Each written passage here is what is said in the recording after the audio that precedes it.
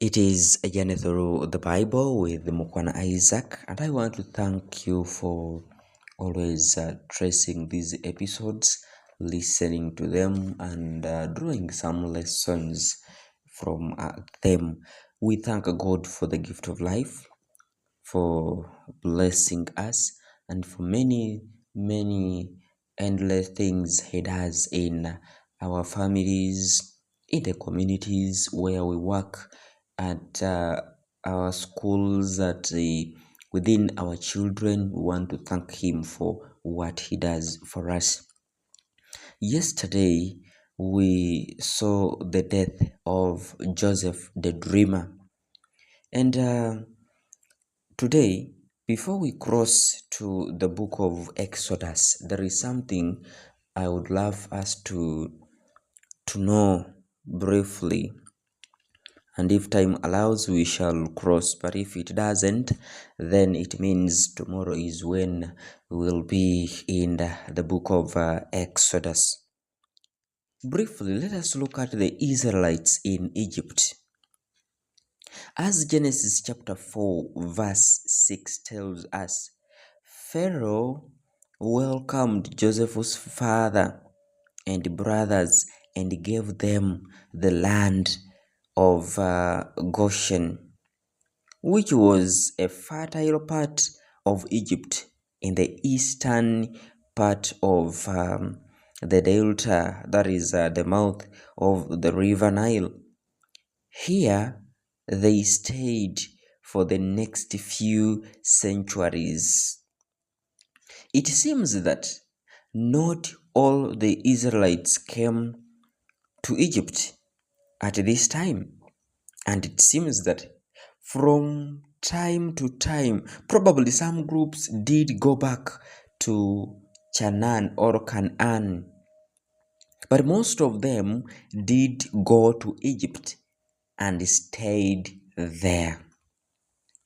The Bible tells us nothing of their stay apart from Genesis 47:27, where we are told that they gained possession in it and were so fruitful and multiplied exceedingly.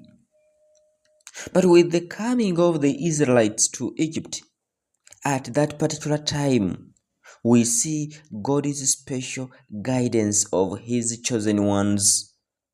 For at that time, Egypt had been conquered and was being ruled over by foreigners. These foreigners called the Hyksos. They were mainly Semites by race, just like the Israelites.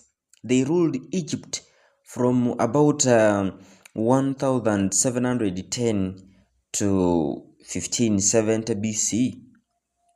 You see, and obviously, these Hyksos would be ready to welcome and use the ability of the Israelites, their fellow Semites, and give them important positions. So the story of Joseph and the Pharaoh can more easily be understood if we remember what history has to say.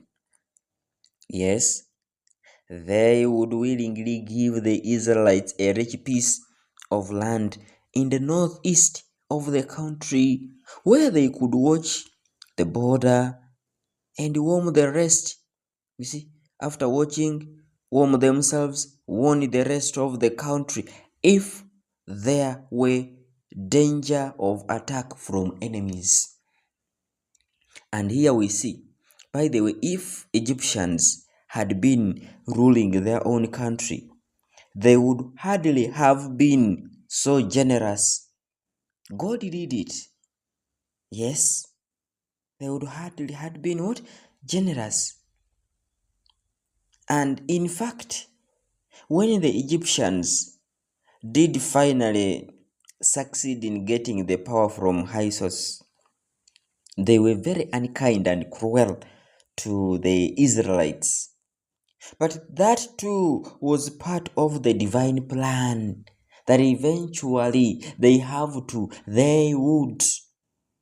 If the descendants of Jacob had stayed in Canaan, they would have had to separate because of their large numbers. And so they would then have had to mix and live with the pagan Canaanites. There would then have been a danger of their marrying Canaanites and their children being brought up in the pagan ways of the Canaanites. The Israelites, who were not strong in their faith, they were weak, would easily have agreed to pagan worship.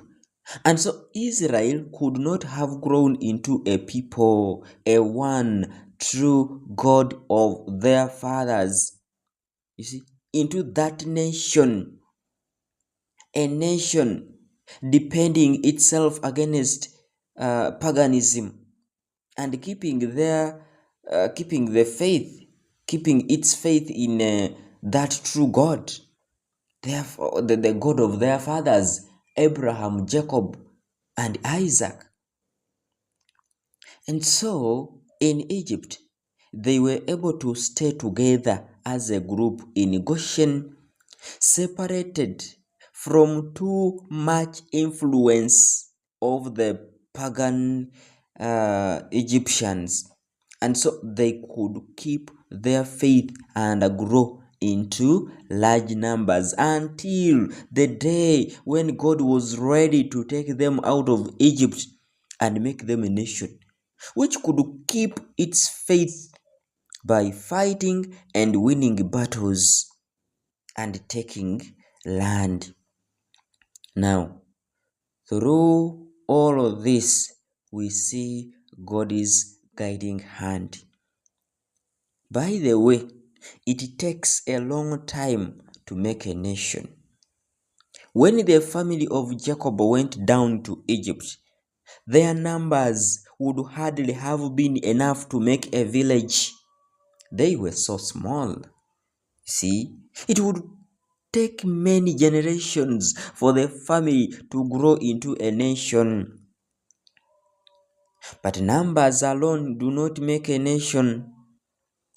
In a nation, there must be a feeling of being a separate, independent group with its own culture and religion. Now, this takes time to grow. I'll give you an example. If you are in a family of about 4, of about 5, of about 6, for you to grow, you must realize that it is time for me to be independent. If you are a man, you start searching. If you are a woman, you be ready to be, should I say, you put yourself on the market whereby someone will search for you and look for you. I'm not meaning these ones who go to streets and they be there in the evening, they are looking for men. No, not those ones.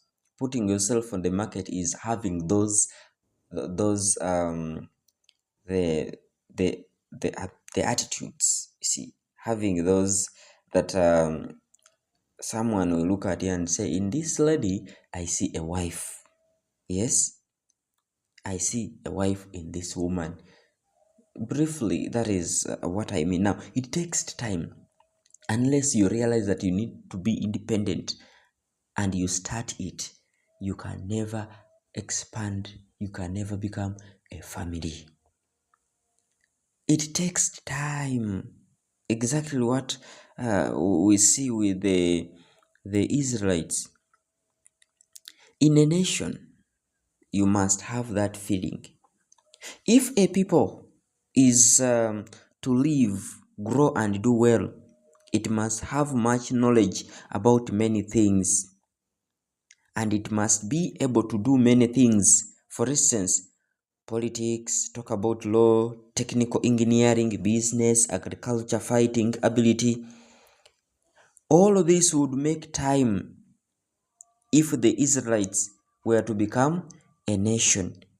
And so the long stay of Israel in Egypt was part of God's plan to make his nation which would give the Savior to the world. We even see Moses, the one who fought for them on their way, who was a great warrior, great leader, attained those abilities in a training where the camp of Pharaoh, who was their enemy. You see, the Israelites were able to increase in Egypt because of the peace brought about by their fellow Semites, the Hyksos, who ruled the country. At that same time, the Israelites understood more and more that they were different from the rest of the people around them, for they lived as a group together in one part of the country. They were foreigners, of course, knowing that they were a separate group. They drew closer together, becoming ever more separate from the others. They kept their family traditions, and since their religious beliefs were the most important, they had to separate themselves. They had to put themselves apart. You see, these were part of course, their tradition. They kept the religion of their ancestors, the religious beliefs of Jacob, Isaac, and Abraham.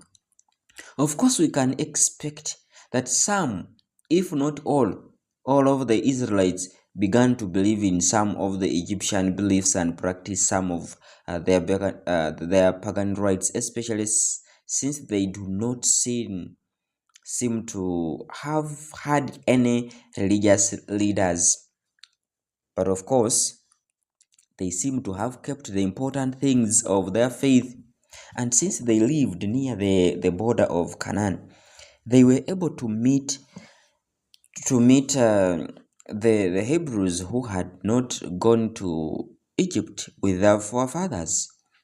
And so their language, Canaanite, an older form of Hebrew, also helped to separate them from the Egyptians. And yet the Israelites must have been changed by their surrounding.